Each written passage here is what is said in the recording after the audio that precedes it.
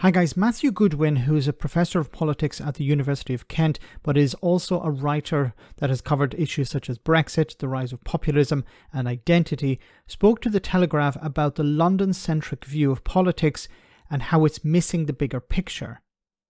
Now, I leave a link to the full interview in the description of this video, but I want to focus on this part here, where Matt talked about how the Tories risk losing support from people who backed them in 2019. Goodwin suggested here that the public views cultural issues with a more right-wing slant, but are more left-wing when it comes to economics. Have a listen. But one of the questions I asked there is, why is it that the Conservative Party have become disconnected from that unique coalition that Boris Johnson put together in 2019? And many people will say, well, that was about Brexit and Jeremy Corbyn and we've moved on. I take a different view, actually. I think basically the British Conservative Party didn't really understand who voted for it in 2019, didn't know how to keep those voters, and didn't really know what to say to those voters. And immigration is an example of that. Consistently, people who voted for the Conservatives in 2019 wanted lower immigration, not just controlled immigration. There's a lot of Conservatives basically gaslighting the country by saying, well, actually, voters didn't want lower immigration, they wanted controlled immigration. Wrong. Even today, more than half the country say we'd like lower migration, please. So that's a real point of disconnect. But underneath that, I think, is a fundamental tension between the brand of conservatism that we've got in this country, the nature of conservatism, and what people out there really want. And one of my arguments, certainly in the book, is that basically the Conservative Party, like much of the political establishment, leans much too far to the cultural left and much too far to the economic right to appeal to a large number of voters out there in the country who are saying they'd quite like something different.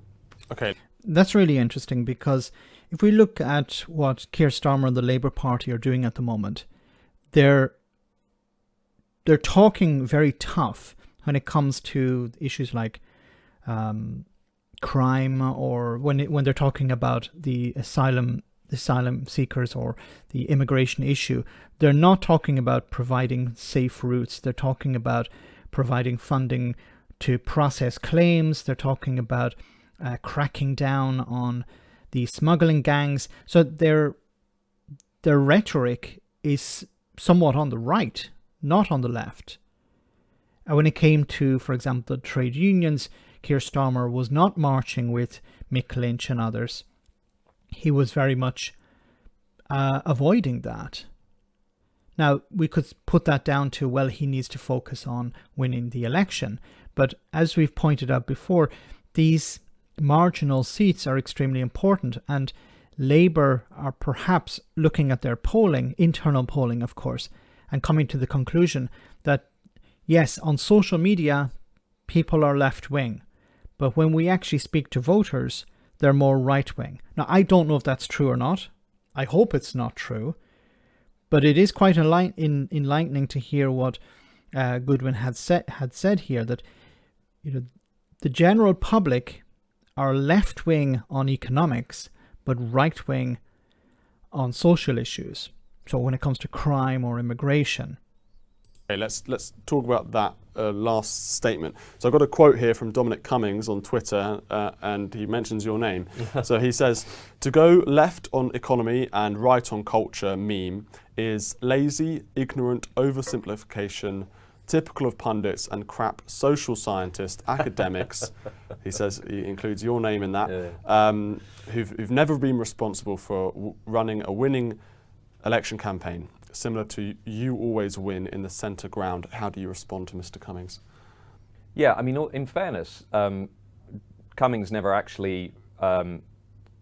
Cummings was riding a wave that started about 20 years before we even got to the Brexit referendum and the 2019 election. So my personal view is his importance in British politics is vastly exaggerated, and one of the things I've shown in many of my books over the years and in the new book really underlines that the divides that made possible the vote for Brexit, and before that the rise of Nigel Farage and then of course Boris Johnson's realignment, were a long time coming, right? And tapping into those divides really would have been possible with or without people like Dominic Cummings.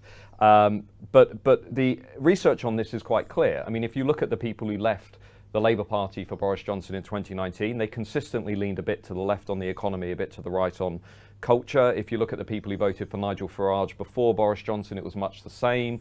They want the economy to be balanced. They feel that London is just getting way too much, everyone else is getting way too little, but they also want the political establishment to lean much further to the right on issues like migration, on crime. In fact, actually, I'm confused because Cummings has also made that same point. So he seems a little bit confused about where voters are. They want a tougher approach on crime. They want fewer small boats. They also generally look at the establishment, they look at the institutions and they say, are these really reflecting my values? And more importantly, are they giving me a voice in the institutions, right? And I know we'll come back and talk about this. This is really interesting, the idea that people don't feel that they have a voice. And this is something that Keir Starmer has been tapping into as well. He's talked about providing, devolving more powers from London to councils, to regions. Not so much Scotland, but parts of England. Of course, Keir Starmer's focus is on England, not so much Scotland, Wales, Northern Ireland, of course. And I think Starmer, politically, this is not good to say, but I think Starmer is definitely focusing on what the voters want. He's giving them what they want and not actually providing a real manifesto.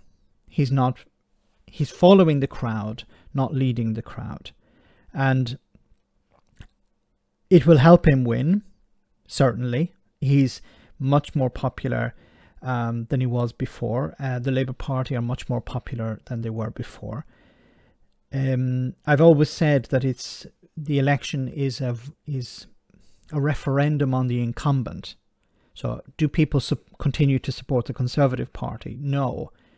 But I think Starmer and his senior advisors are realizing that we can't just ride that wave. We need to listen to what people are saying. We need to follow through with that. We need to give them what they want. And it seems to be the case. And this is not me saying it, but this is me interpreting what Matthew Goodwin is saying here, that politicians realize we need to be left-wing when it comes to economics, providing more support, like for example, through the pandemic, or increasing benefits to people, helping people during the cost of living crisis. That's fine. But when it comes to social issues, we need to be more on the right. We need to be tough on crime, tough on the causes of crime, stuff like that. The small boats, as I said before, the Labour Party are not talking about creating safe routes. They're talking about cracking down on these smugglers. They're talking about investing more in dealing with this criminal aspect of it. These are not left-wing policies. These are not left-wing ideals. This is more to the centre, to the right. And that's probably what Keir Starmer's focus is on. Now, for the Conservatives, there's not much they can really do. I think the economy will be the main focus. Yes, the small boats and immigration will be another issue that will convince some people to turn out and vote. But at the end of the day, it's going to be the economy, and the public have abandoned the Conservatives when it comes to that.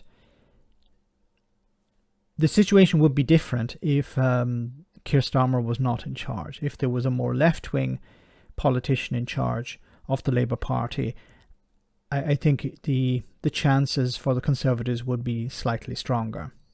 Let me know in the comment section, guys, what you think about all of this. As always, your comments are greatly appreciated. Thanks a lot.